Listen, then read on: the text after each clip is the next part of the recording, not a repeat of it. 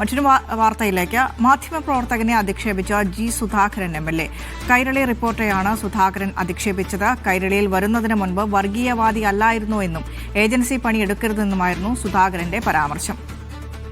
നിങ്ങൾ ഇവിടെ വന്നു ഇവിടുത്തെ പൊളിറ്റിക്കൽ കമ്മ്യൂണിസ്റ്റ് പറയുന്ന കാര്യം എന്നോട് ചോദിച്ചു, അതുകൊണ്ടാണ് സംസാരിച്ചത്. അല്ലാതെ ഷാജഹാനോട് അല്ലെങ്കിൽ സംസാരിച്ചത്. വർഗീയവാദി ആയിരുന്നു നിങ്ങൾ. പാർട്ടി വരുന്നതിന് വർഗീയ സംഘടനയിലായിരുന്നു എനിക്കറിയാം. എങ്ങനെ പറയാൻ പറ്റും? ആ സംഘടന വർഗീയതയുള്ളതായിരുന്നു.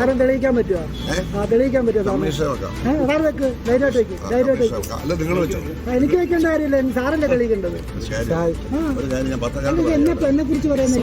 നിങ്ങൾ കൂടി നിൽക്കുമ്പോൾ ഇത്തരത്തിലുള്ള ആൾക്കാരെ കൊണ്ടുവരുന്നത് വർഗീയവാദി അതെങ്ങനെ അതിന്റെ അടിസ്ഥാനം എന്താണ്? അടിസ്ഥാനം ഞാൻ പിന്നെ ഒറ്റയ്ക്ക് വന്ന് വീട്ടിൽ വന്ന് പറയാം. ഫൈസൽ അസീസ് നൽകും വിവരങ്ങൾ. ഷാജഹാനോട് തട്ടിക്കയറുന്ന ജി സുധാകരൻ MLA ആണല്ലോ ഫൈസൽ നമുക്ക് കാണാൻ കഴിഞ്ഞത്. ഇന്നലെയും സമാനമായൊരു സാഹചര്യം ഉണ്ടായിരുന്നു. ഒരു സ്കൂളിൽ വെച്ചിട്ട് ഇത്തരത്തിൽ CPM പ്രവർത്തകർ, ഇന്നലെ CPM പ്രവർത്തകരായിരുന്നു, വലിയ രീതിയിലുള്ള വാക്കേറ്റം ജി സുധാകരൻ MLA-യുമായിട്ടുണ്ടായിരുന്നു. നിലവിൽ എന്താണ് അദ്ദേഹത്തിൻ്റെ ഒരു നിലപാട്? എന്താണ് ഇത്തരത്തിൽ പൊതുയിടങ്ങളിൽ വെച്ച ആളുകളോട് കർക്കശമായി സംസാരിക്കുന്നത്? അത് വലിയ രീതിയിലുള്ള വിമർശന വിധേയമാകില്ലേ?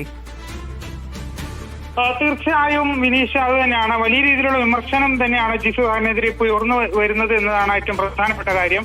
അല്പസമയം മുമ്പാണ് അദ്ദേഹം ഈ മാധ്യമപ്രവർത്തകനായ ഷാജഹാനോട് വലിയ ഈ അടിച്ചാക്ഷേപിക്കുന്ന രീതിയിലുള്ള ഒരു പരാമർശം നടത്തുന്നത്.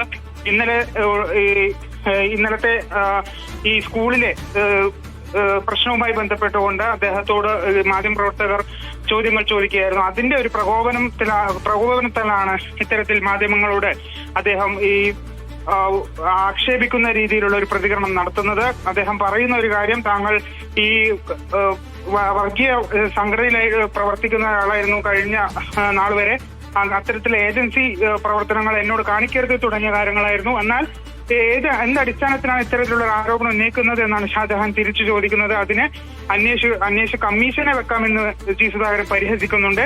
അതിന് മറുപടി എന്നാണ് അദ്ദേഹം പറയുന്നത്. അതിന് മറുപടി ഞാൻ വീട്ടിൽ വന്നു തരാമെന്നുള്ള പരിഹാസ രൂപേണയാണ് അദ്ദേഹം മടങ്ങി പോകുന്നത്. ഏതായാലും ഇത് വലിയ രീതിയിലുള്ള പ്രതിഷേധത്തിനിടയാക്കിയിട്ടുണ്ട്. കാരണം ഒരാളെ വർഗീയവാദി എന്ന് വിളിച്ച് ആക്ഷേപിക്കുന്ന രീതിയിലാണ് ജി സുധാകരന്റെ പരാമർശം.